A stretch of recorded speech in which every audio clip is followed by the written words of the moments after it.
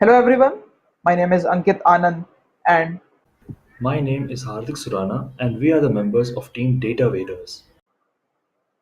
so my contributions in this project was to make a prediction on the Bitcoin data using deep learning model called LSTM, to do a visualization analysis of the time series Bitcoin data and to do a trend and seasonality analysis.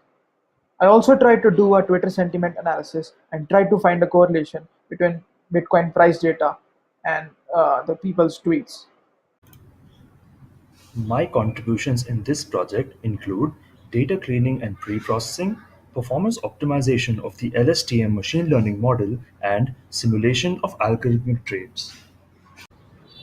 Now, let me talk about cryptocurrencies, which is the domain of operation of our project. Bitcoin was the first cryptocurrency that emerged out of a research paper by Mr. Satoshi Nakamoto in 2008, which uses blockchain as the underlying infrastructure. Post this, over 1,200 cryptocurrencies have emerged. What makes these digital currencies different from the typical stock market is that, as opposed to stocks, there is no fundamental background of the currency and there is no regulatory body which can govern it. Over the past year alone, the price of Bitcoin has grown by over 8 times, which makes it highly volatile in its movement. The abundance of data in terms of the price and transactions on the open and distributed ledger was a source of opportunity for us to try and predict these unpredictable price of Bitcoin. Coming to our problem statement, we have worked on implementing a machine learning model to try and predict the future values of Bitcoin by leveraging historical data and feeds from social media sites like Twitter.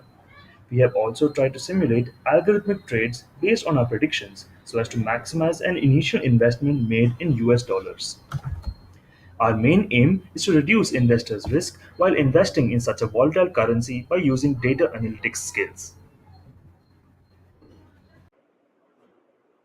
So let me walk you through our implementation of a project. So the first phase was to collect the Bitcoin data from the various Bitcoin websites. So we tried to gather the historical Bitcoin data from a Bitcoin trading website called Bitcoin Charts. This website is a Bitcoin trading website which trades the Bitcoin on an hourly basis. We obtained the Bitcoin data in Bitstamp exchange in terms of US dollar currency, and we fetched the data from ranging from 1st of July 2012 to 16th of November 2017. To do the Twitter sentiment analysis, we tried to gather the Twitter data from the Twitter website. So we scraped all the tweets from the Twitter website which had a hashtag of Bitcoin or had a keyword Bitcoin price. So we managed to get 40,500 tweets from 10th of October 2017 to 15th of November 2017. So our data preprocessing part involved imputing the missing values using the linear interpolation. So we had a lot of missing values before the year 2013. So we imputed those values using the linear interpolation. We tried to create a uniform time stamp to make our data consistent. We also tried to perform a Dickey Fuller test, which is a test to check the trend and seasonality, and it identifies whether your time series data is stationary. To make the time series data stationary, we remove the time dependent components by performing log transform and exponential weighted moving average method. To prove the data was not stationary before the pre-processing phase of our project, so we tried to do a Dickey Fuller test on our Bitcoin data. So we did the Dickey Fuller test and got a p-value of 1, and we had a null hypothesis which states that the data is not stationary. So this proves that null hypothesis was true and data was not stationary before the pre-processing phase. So after the processing phase, we again applied the Dickey Fuller test, and we got the result as p-value, which is totally zero. So which disproves the null hypothesis, which says the data was not stationary. So the alternative hypothesis, which says the data is stationary, is true. So here are the results of the logarithmic transform which we did to make the data stationary. So as you can see, the data has a linear increasing trend from 2015 to 2017. And here are the results of the exponential moving average smoothing technique which we applied to data to make the data have a total stationarity. Post the data cleaning and pre processing tasks, We then trained a machine learning model called the long short term memory or LSTM model. This involved a couple of steps. We first converted the low and high values available from the data so as to model it as a supervised learning problem. To do this, we added the value at the next timestamp as another vector. We then used the LSTM model available in the Keras Python module to train a sequential model with a dense layer in the end.